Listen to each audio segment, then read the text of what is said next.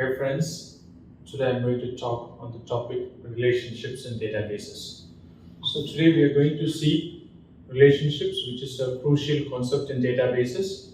We are going to talk about what is a relationship, why do we need relationships, and what are the different types of relationships that we have. And we'll try to cover the basic understanding so that with this scenario you'll be able to understand the three different relationships that exist. First of all, what is relationship? Okay. We have different tables and we want to associate them. So when we try to associate them, unless and until they have a relationship, we will not be able to associate them.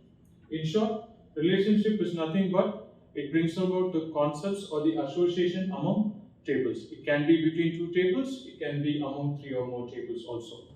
So why do you need relationship? You need relationship so that you can have creative information but by maintaining the integrity of data. Okay, so we look at the different types of relationships. We have one-to-one, one-to-many, and many-to-many. So I'll start with one-to-one, and let me start with a scenario here. Okay, so I have an entity called student.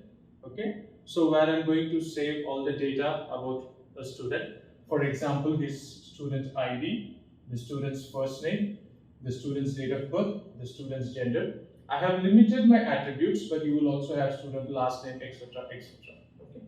So I do have four entities here. So I have four tuples. 101 James, date of birth and his gender male. 102 JD, date of birth and his gender male. 103 Samuel, date of birth and the gender female. 104 Tom, date of birth and the gender male. Okay. So now this is a table and the entity of interest to me is a student and I have all characteristics of a student. Okay. So now I'm going to have another table, right? So that is going to be related to this, okay? And where I'm going to store the SSN or the social security number, or you can say Aadhaar card or CPR, whatever it is, okay? For the student in a separate table, okay? So it is 101, the student 101 has SSN 119. Now, how is this relation taking place? So we know that every table has a key called as primary key, okay? So this primary key, okay, ensures the uniqueness of each and every tuple in a table, okay? So obviously you also have here this as the primary key, and this is also a foreign key because it relates to the table here, okay? So we are talking about a one-to-one relation, right? So foreign key helps you to maintain relationship with another table, and we are dealing with one-to-one, okay? So one-to-one, what does this mean? Okay, you have an entity as student, okay, and you have another entity as SSN, okay? So there is a one-to-one relationship.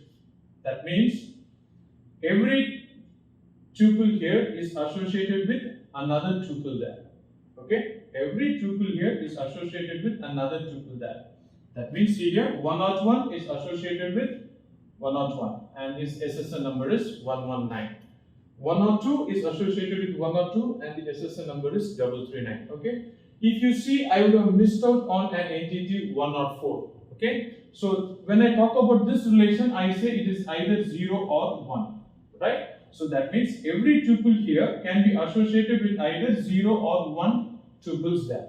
Okay, so this holds for this table, right? But had you mandated 104 also to be there, right? So if 104 also had to be there, then this is strictly, this can be called as student SSN, okay? It is related to one and only one record. So this means mandatorily there should be a match. Okay, so this is what is called as one-to-one relationship. Okay, so here every record is also mapped to 1 and here every record is mapped to only 1. Okay, every tuple here is mapped to only 1 here. So this is what we call about one-to-one. I have also explained what is 0 or 1. Okay. So now here in actual situations, if you see, in order to have a particular attribute alone, it is not wise to have a separate table. You can have this as an attribute in the existing table. Okay. So you could have had an attribute here SSN, and you could have had it so that it would have been completed in this table.